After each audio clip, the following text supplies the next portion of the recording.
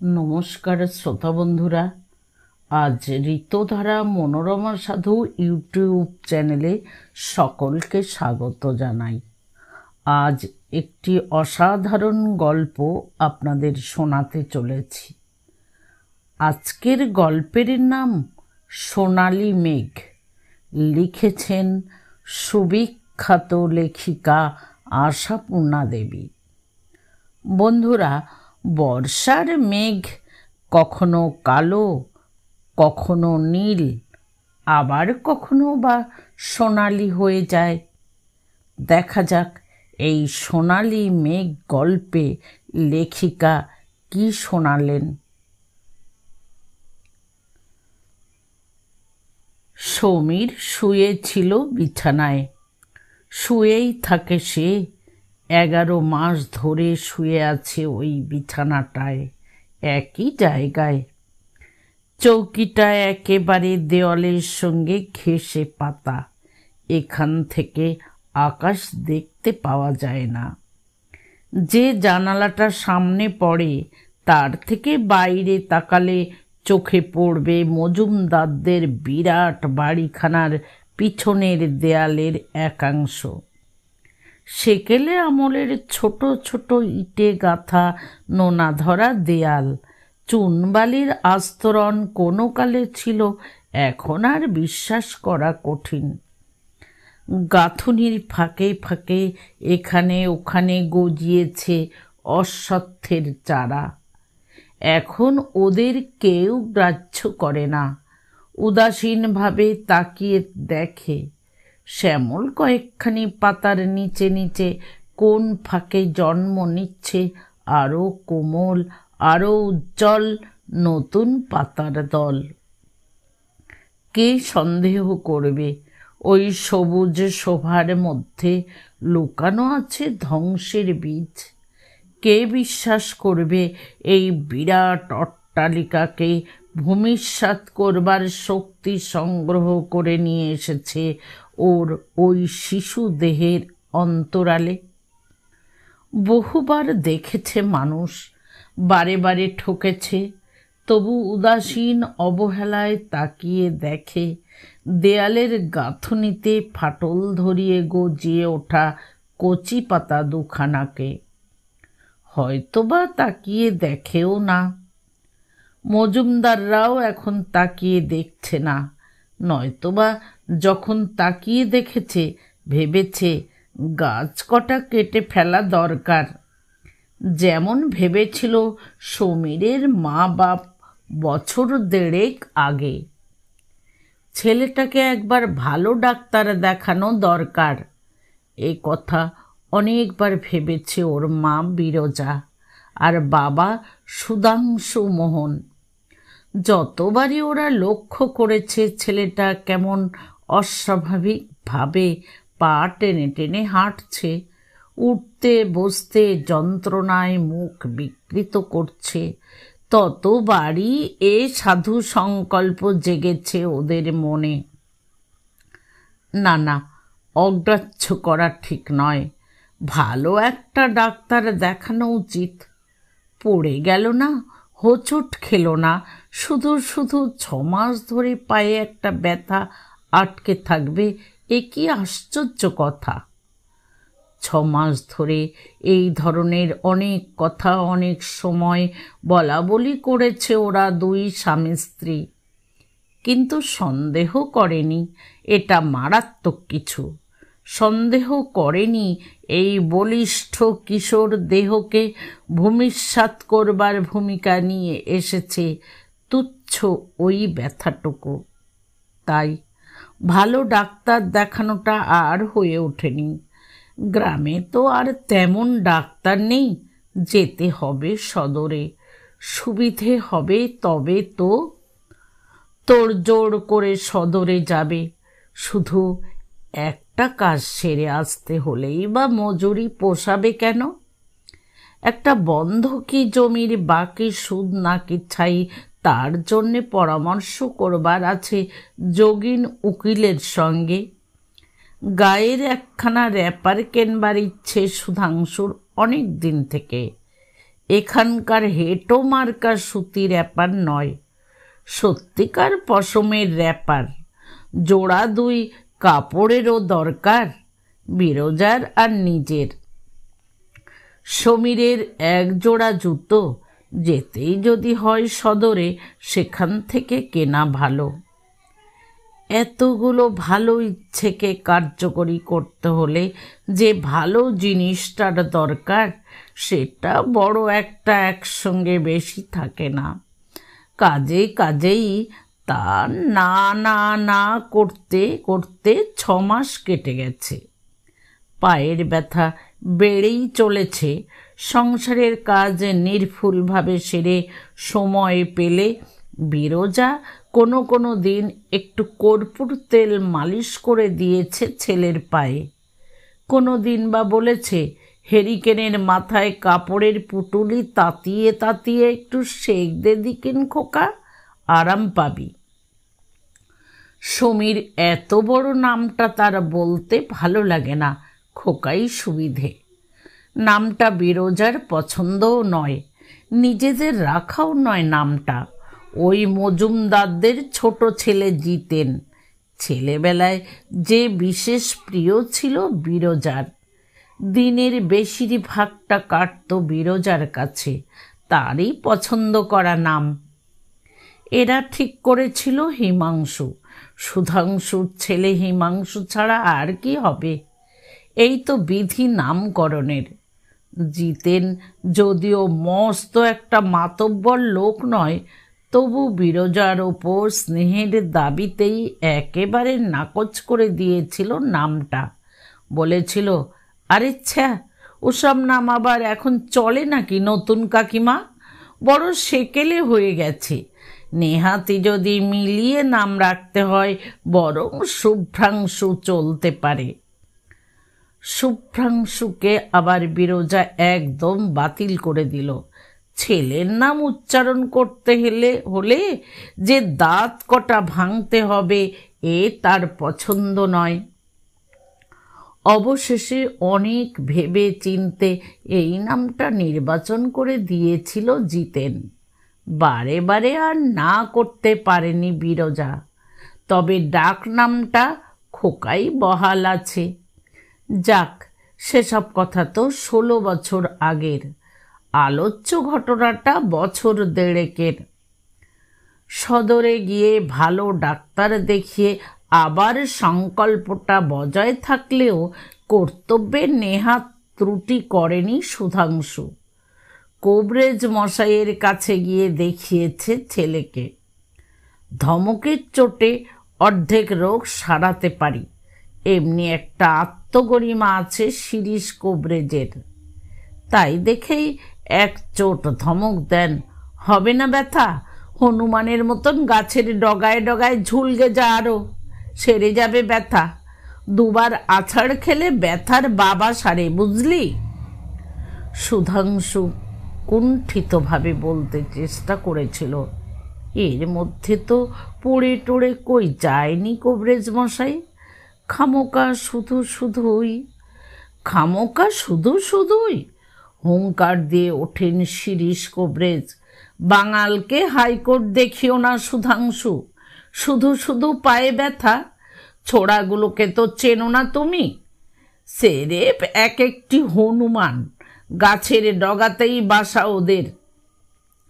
কেষ্ট পেয়ারাগুলো ডাসাতে দেয় না হে, খেয়ে খেয়ে গাছ সাপ করে ছাড়ে। ওই পেয়ারা গাছ থেকে আছাড় খেয়ে যদি হাড় মুচকে না থাকে তো আমার নাম বদলে রেখো, একেবারে মোক্ষম মুচকেছে দেখতে পাচ্ছি। সমীরও এই অন্যায় অপবাদে আপত্তি করেছিল, কিন্তু শিরিষ কবরেজ শুনলে তো। নুন, চুন, সোরা, তেঁতুল, ছাই পাশ সব কিছু মিশিয়ে একটা প্রলেপের ব্যবস্থা করে ছেড়ে দিয়েছিলেন তিনি, আর এক প্রস্থ ধমক দিয়ে। বলা বাহুল্য, শিরিষ কবরেজের মুখ রাখতে পারেনি সমীর।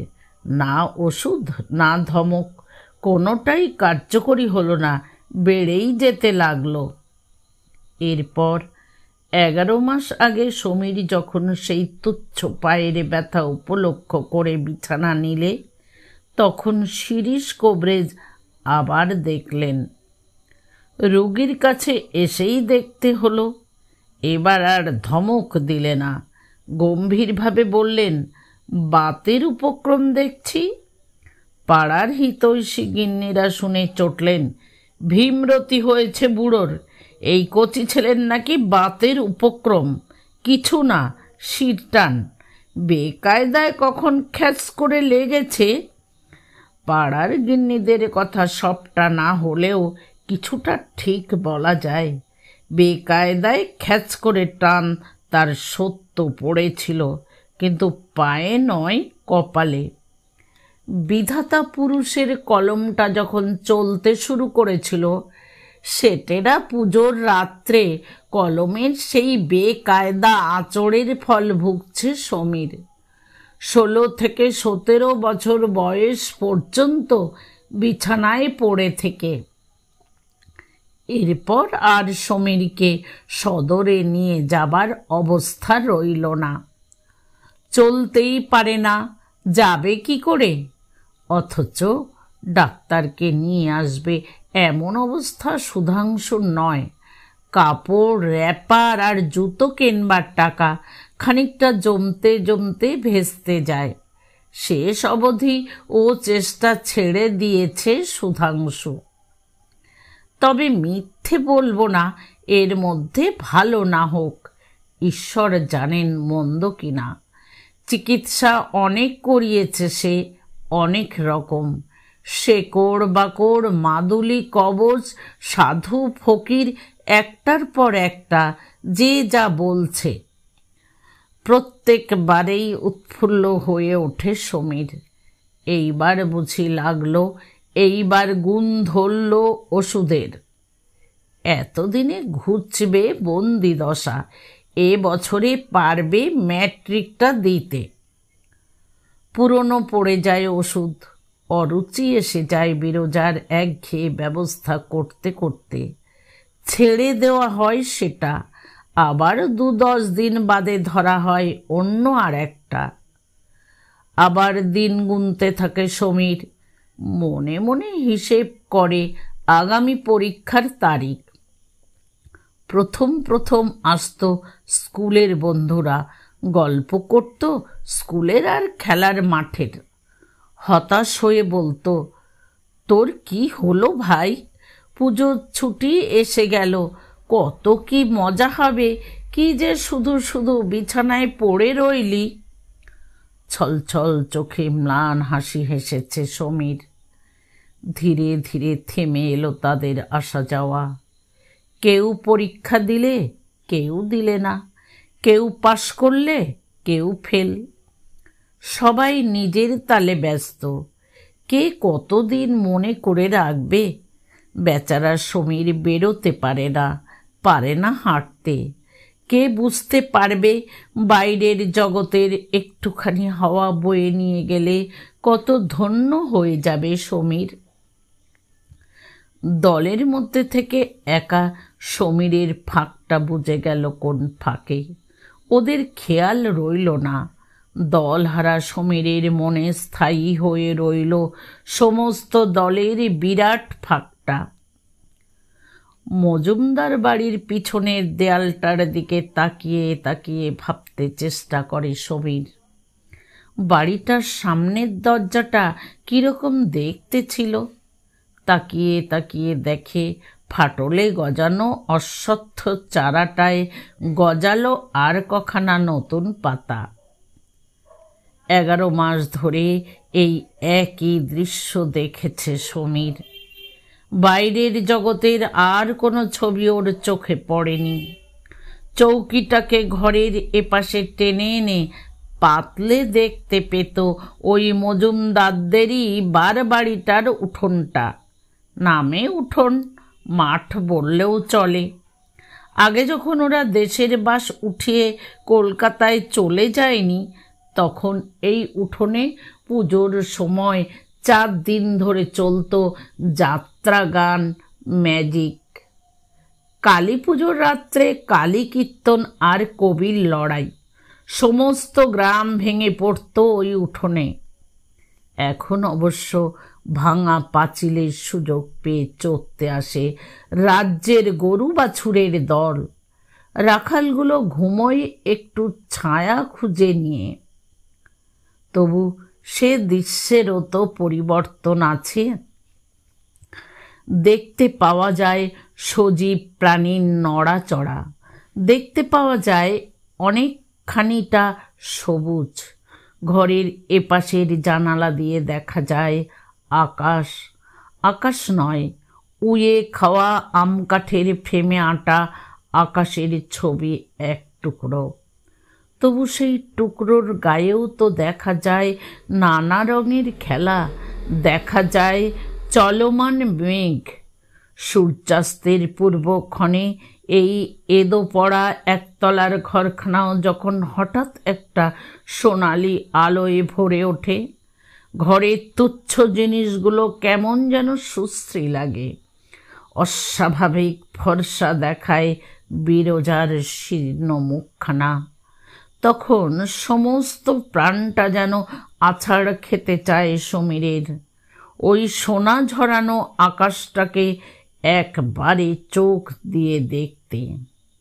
আলো মিলিয়ে যায় নিমেষেই। ঘরটা সেই হঠাৎ আলোর মতোই হঠাৎ অন্ধকারে ডুবে যায়। অন্ধকারাহত বন্দি আত্মা ব্যাকুল আবেগে মুক্তি পেতে চায়। মুক্তি পেতে চায় শুধু ঘরখানা থেকে নয়, বুঝিবার দেহের পিঞ্জর থেকেও। ব্যাস, আর তো কিছু রইল না। আজকের মতো বাইরের সমস্ত সমারোহ শেষ হয়ে গেল। এর পরের জন্য তোলা আছে ফাটা চিমনিতে কাগজ মারা ভুসো পড়া লণ্ঠনটা। সারাদিনের কঠোর পরিশ্রমে ক্লান্ত বিরজার কাতরোক্তি আর হা হুতাশ, সুধাংশুর বিরস বিষণ্ণ মুখ, আর আছে আকর্ষণ লেশহীন অরুচিকর রাত্রির আহার্য। খাবার দেখলে রসনা বিদ্রোহ করে ওঠে, কিন্তু বিরজাই বা কোথায় পাবে এর চাইতে ভালো? চৌকিটা এদিকে টেনে আনার অসুবিধে অনেক। আচমকা বৃষ্টি এলে ছাট লাগবে রোগীর গায়ে, কোন ফাঁকে লেগে যাবে বেশি হাওয়া, বিরজার চলাফেরার কষ্ট হবে, শোবার জায়গা থাকবে না মেঝে। সমীর আকাশ দেখতে পাবে বলে এতগুলো বড় বড় অসুবিধে ঘটানো হবে, এমন অদ্ভুত কথা ভাবতেই পারে না বিরজা আর সুধাংশু। আকাশে আবার দেখবার কি আছে? আকাশ দেখবার জন্যে কে কখন ঊর্ধ্বপানে চেয়ে বসে থাকে? আকাশের বদলে আর একটা জিনিস কিছু পেলেও বর্তে যেত সমীর, কিন্তু তাই বা কোথায়? বই। কিন্তু বই কোথায় পাবে সুধাংশু? কোথা থেকে জোগাড় করবে? সারা গ্রামটা ঝাড় দিলেও স্কুল পাঠ্য বই ছাড়া আর কিছু বেরোবে কিনা সন্দেহ। তাও তো এখান ওখান থেকে এনে দিল কতগুলো।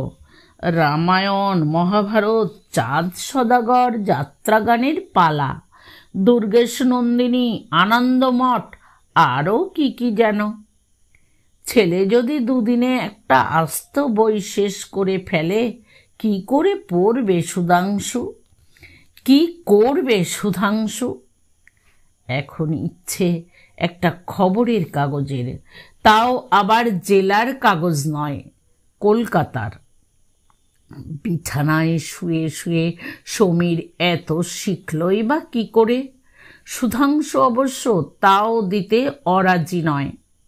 কিন্তু কলকাতার কাগজের গ্রাহক হতে হলে যে কি করতে হয় সুধাংশু কি জানে ছাই? কি নাম, কি ঠিকানা? স্কুলের হেডমাস্টার মশাইকে জিজ্ঞেস করে আসবার কথা ছিল আজ। মাসে 4-5টা টাকা যাবে। যাক, কষ্ট করে চালিয়ে নেবে সুধাংশু। স্কুলের মাইনেও তো লাগতো।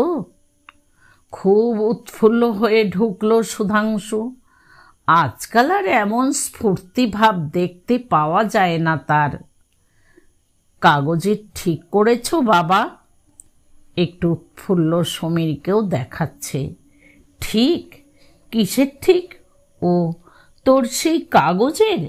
তার জন্য আর ভাবতে হবে না, একেবারে টাটকা কলকাতাটাকেই হাতে করে নিয়ে এলাম। দেখ, তাকিয়ে আছিস যে ফ্যাল ফ্যাল করে। কে এসেছে বল দিকিন? পারলি না তো? জিতু এসেছে কলকাতা থেকে, তোর জিতেনদা। জিতেনদা? জিতেনদা এসেছেন?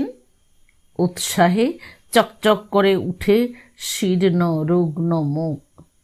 তবে আর বলছি কি, যাচ্ছিলাম স্কুলের দিকে, পথে দেখা, একলাই এসেছে। এই বাড়িঘর একবার দেখতে এলো, বললে মিস্ত্রি লাগাবো বাড়িতে, নষ্ট হয়ে যাচ্ছে, আর ফেলে রাখা উচিত নয়। পয়সা তো বহুত করেছে এখন, 3 ভাই সমান, এক একটি কেষ্ট বিষ্টু।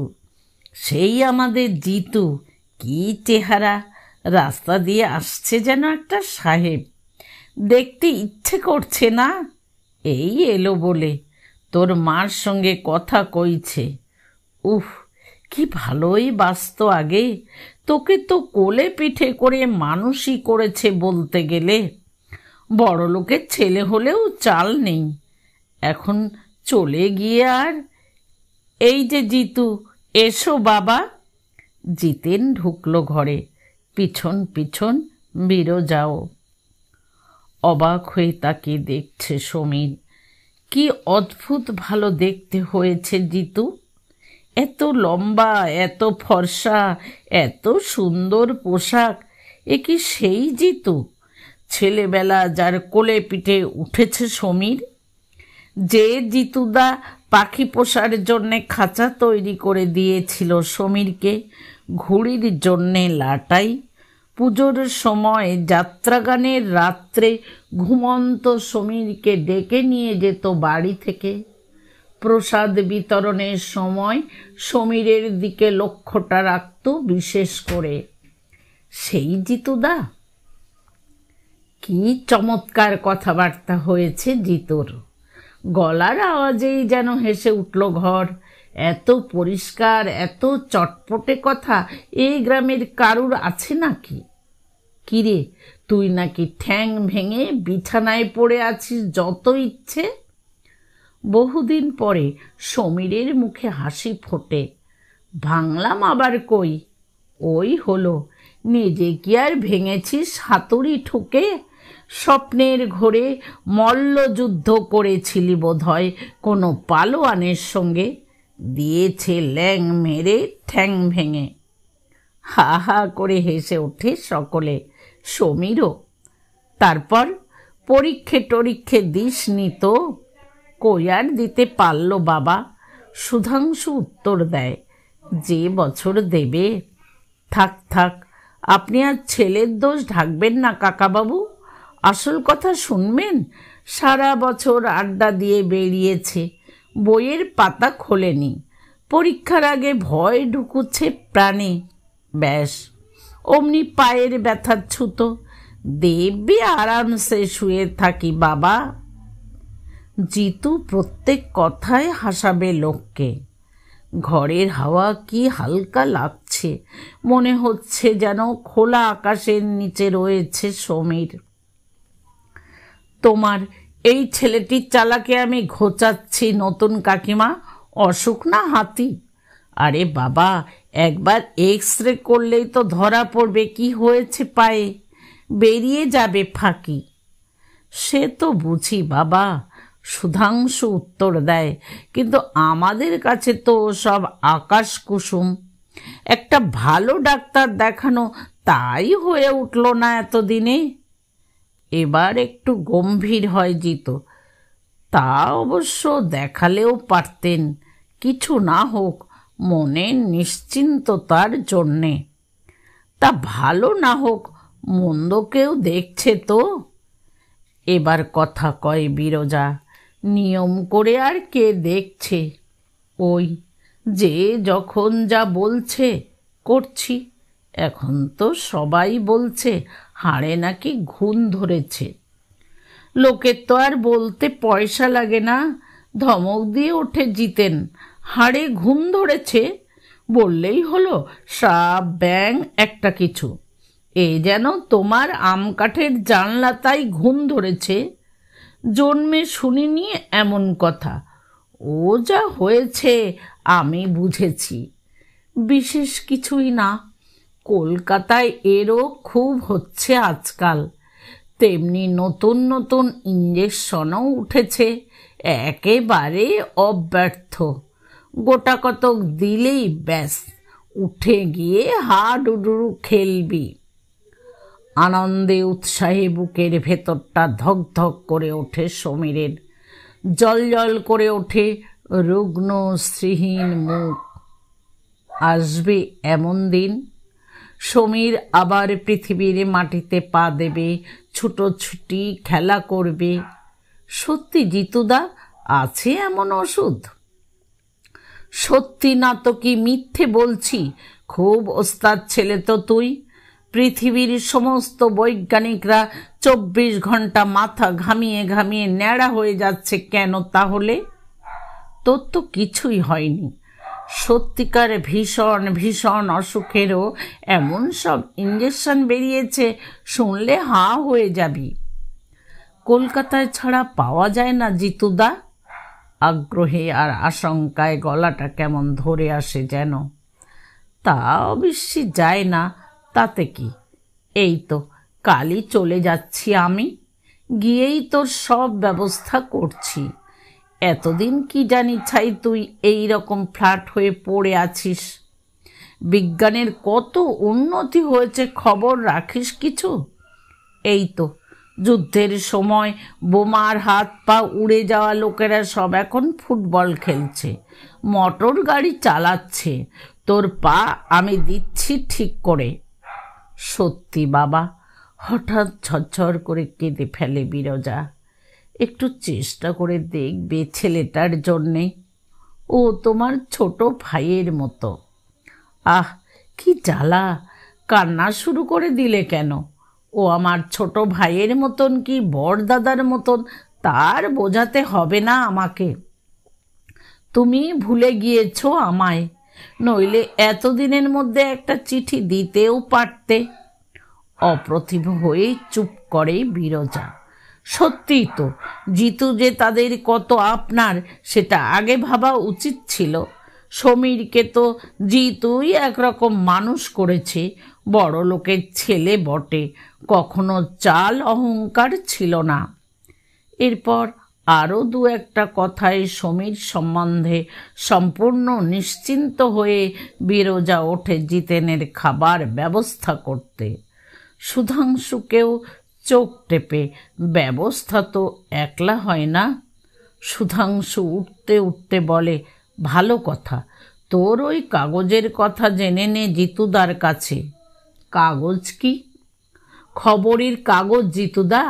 সারাদিন চুপ করে শুয়ে থাকি, এত ইচ্ছে করে বই পড়ি, কিন্তু কোথায় পাবো? শহরে কত কি আছে, এখানে তো একটা লাইব্রেরি কিছুই নেই ছাই। তাই ভাবি রোজ যদি একটা খবরের কাগজ পাই, ভালো কাগজ। এই কথা, এর আবার জানার কি আছে রে হাদা, গ্রাহক হলেই হলো। তা তো জানি, কিন্তু কোথায় লিখতে হয়, কোন কাগজটা ভালো, কিছুই জানি নে যে। সমীর অপ্রতিভভাবে হাসে। আচ্ছা আচ্ছা, ঠিক আছে, বেশি আর কিছু জানতে হবে না তোকে, কাগজ পেলেই তো হলো তোর। কি চাস, আনন্দবাজার না যুগান্তর? কম্পিত কণ্ঠে সমীর বলে, তুমি বলো না। বেশ, আমি দেব এখন একটা ঠিক করে, তোর নামেই আসবে, কেমন? বেশ মজা লাগবে। তা শুধু কাগজ কেন, মাসিক পত্রটত্রও তো দু একটা পড়তে পারিস। সমীর ম্লান হাসে, কথা কয় না। পড়তে পারবে না কেন? পড়বার জন্যেই তো পাগল সে। কিন্তু পেতে পারার প্রশ্ন একটা আছে তো। জিতু বলে চলে, আচ্ছা রোশ, খান 2-3 পত্রিকারও গ্রাহক করে দেব তোকে। তোদের বয়সের মতো, মানে কিশোর পত্রিকা যে কত উঠেছে আজকাল, সে যে অনেক টাকার ব্যাপার জিতুদা। সমীর হতাশ হয়ে নিঃশ্বাস ফেলে। বটে, খুব যে বিজ্ঞ হয়েছিস, আবার টাকার ভাবনাও ভাবতে শিখেছেন বাবু। পাকামি, গিয়েই অর্ডার দিয়ে দেব, নিশ্চিন্তি থাক। জিতুদা, কৃতজ্ঞতায় 2 চোখ ছলছল করে আসে সমীরের। স্বয়ং ভগবান কি জিতুদা মূর্তি ধরে ছলনা করতে এলেন? জিতু ওর মুখ পানে চেয়ে একটা নিঃশ্বাস ফেলে। আহা, সেই খোকা, নধর কান্তি ছেলেটি, নতুন কাকিমার একটি মাত্র সন্তান। কি হাল হয়েছে তার, কি যে হয়েছে ওর, জিতেনে সে আর বুঝতে বাকি নেই। কিন্তু এখনো চেষ্টা করলে কি হয় না? প্রতিকারের বাইরে চলে গেছে একেবারে। এই কি সম্ভব? ভগবান কি নেই? এমনি করে ঘরে ঘরে অকালে শুকিয়ে যাবে আমাদের দেশের তরুণ প্রাণগুলি। কেউ ভাববে না তাদের কথা, কেউ দেখবে না তাকিয়ে। এই অক্ষম, অসহায়, অজ্ঞতা আর অভাবে নিষ্পেষিত মানুষগুলোর জন্যে কারুর কোনো দায়িত্ব নেই। প্রত্যেকটি কৃতি লোক পারে না একটা করে মানুষের ভার নিতে। আইনের দায়ে নয়, মানবতার দায়ে।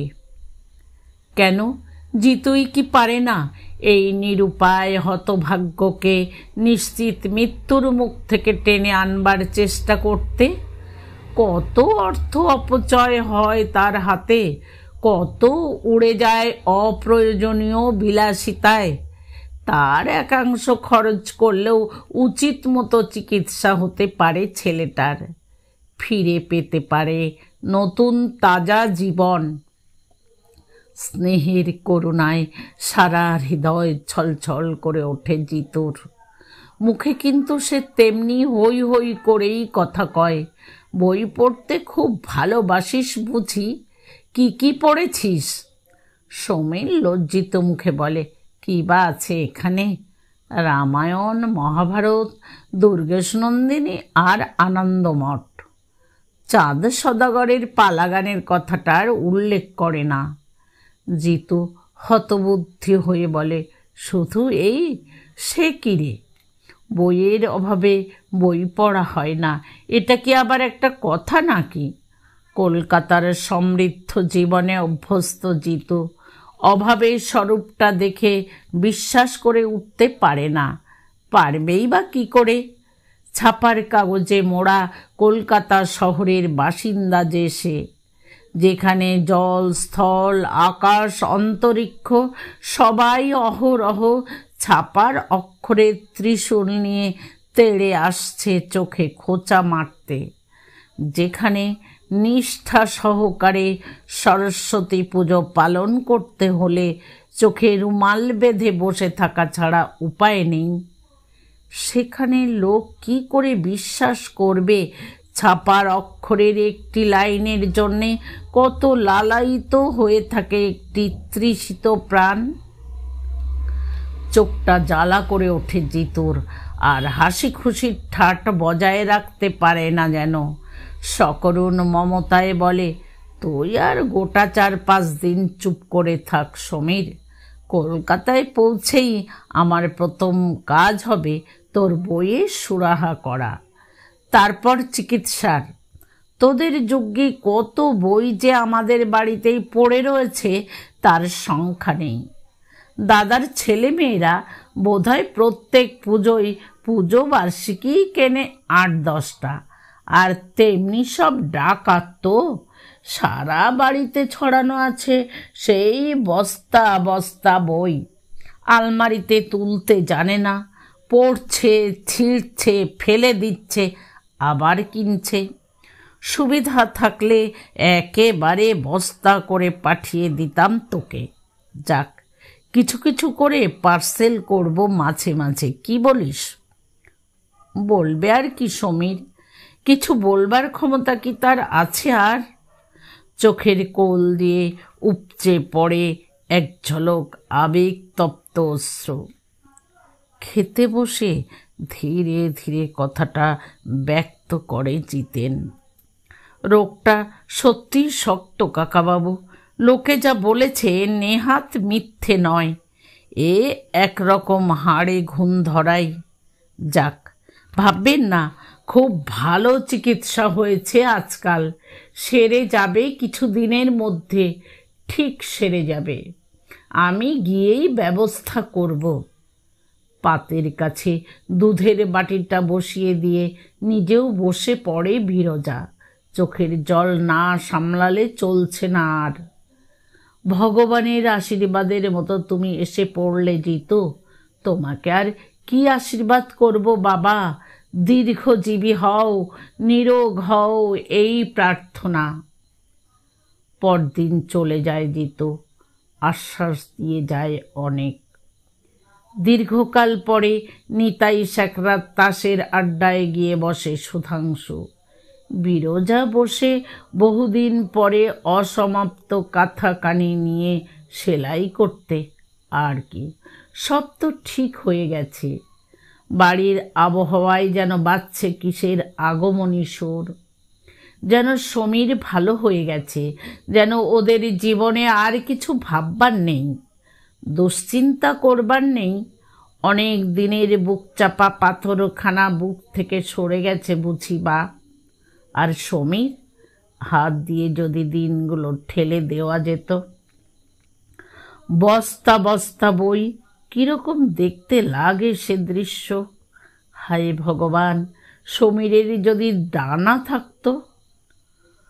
ওষুধ, ইঞ্জেকশন, ডাক্তার, বৈজ্ঞানিক, খেলার মাঠ, ম্যাট্রিক পরীক্ষা, এসব শব্দগুলো কি অর্থহীন? মাথার মধ্যে সব তালগোল পাকিয়ে যাচ্ছে কেন? ভালো করে ভাববার শক্তি নেই বলে?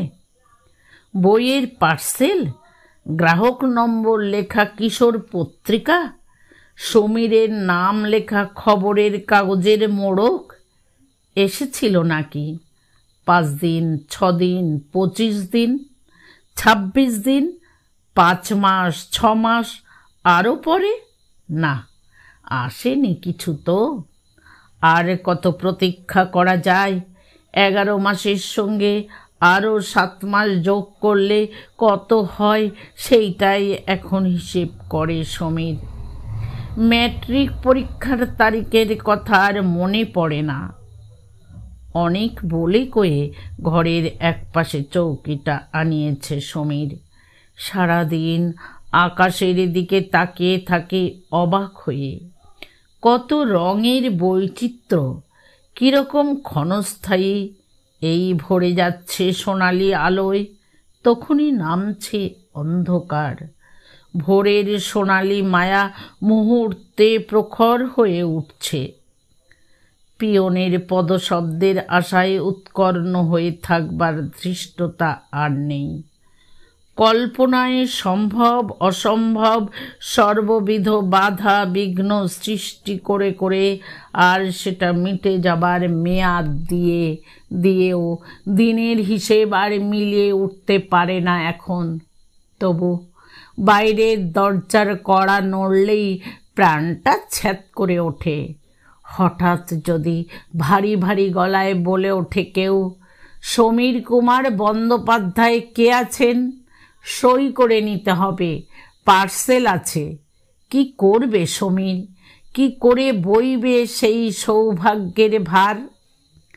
ডাকঘরে গিয়ে খোঁজ নিতে নিতে এলে গেছে সুধাংশু।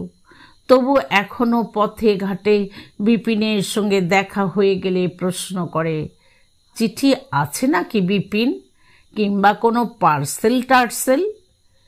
বিপিন কখনো ঘাড় নেড়ে চলে যায়, কখনো ঠাট্টা করে, পার্সেল একটা এবার আমি আপনার নামে পাঠাবো বাড়ুজ্জে মশাই, একটা না এলে দেখছি চলছে না আপনার। বিরজার সেই কাঁথাখানা খানিকটা এগিয়ে আবার তোলা আছে সাঙায়। আজকাল আবার ছুঁচে সুতো পরাতে পারে না সহজে, চোখটা কেমন ধোয়া ধোয়া লাগে। মজুমদার বাড়ির মিস্ত্রি লাগবার কথা ছিল। আলোর সেই কণিকাটুকুর দিকে এখনো তাকিয়ে থাকে বিরজা। কিন্তু জিতুই কি মিথ্যাবাদী? সবটাই তার অভিনয়। তাই বা বলা যায় কি করে? আকাশ কি মিথ্যাবাদী? সোনালি মেঘ কি তার অভিনয়?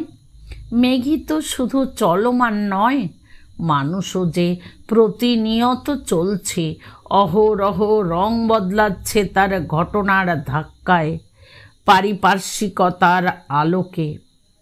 সোনালি রংটুকুই বা স্থায়িত্বের দাবি করবে কেন? না, জিতুকে আমরা দোষ দিতে পারি না। ভেবে দেখলেই ধরা পড়বে। প্রত্যেকের মনের আকাশেই এরকম অসংখ্য সদিচ্ছার রঙিন মেঘ বাষ্প হয়ে উড়ে যাচ্ছে ঘটনা চক্রের প্রখর তাপে, অকারণ আলস্যের কুয়াশায়। তবু তো জিতু খেতে, শুতে, বেড়াতে, কাজ করতে অনেকবার অনেক সময় ভেবেছে, কি বিশ্রী দেরি হয়ে যাচ্ছে, ছি ছি। না, এইবার সত্যিই কিছু করা দরকার। অন্তত খুব কতগুলো বই পার্সেল করে পাঠিয়ে দিলেও হয় বেচারাকে। গোটা কতক টাকা জমা দিয়ে এলেই হয় একখানা খবরের কাগজের অফিসে। বন্ধুরা, গল্পটা এখানেই শেষ হলো। গল্পটি যারা প্রথম থেকে শেষ পর্যন্ত শুনলেন তাদেরকে অসংখ্য ধন্যবাদ। দেখা হচ্ছে ঠিক আগামীকাল বিকেল 5টায় ঋতুধারা মনোরমা সাধু ইউটিউব চ্যানেলে।